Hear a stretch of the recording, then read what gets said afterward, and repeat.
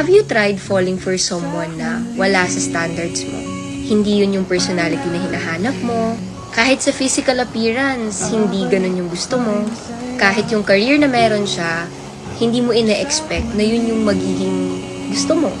Pero kahit gaano pa ka-opposite niya dun sa standards na meron ka, hindi mo alam kung bakit gustong-gusto mo siya. Sabi nila, true love daw yun. Ibig sabihin nun, nakahanap ka daw ng katapat mo. Dahil sa sobrang ideal mo, napunta ka tuloy dun sa taong hindi mo pa inaasahan. And it's so funny kasi kapag tinatanong ka ng tao, bakit siya? Anong nagustuhan mo? Parang hindi naman kayo compatible. Honestly, hindi mo rin alam yung isasagot kasi wala eh. Tinamaan ka talaga. Nagustuhan mo lang. And sometimes, those are one of the best kinds of love. Dumating yung taong hindi mo inaakala sa hindi mo inaasahang pagkakataon. Basta ang alam mo lang, gusto mo siya.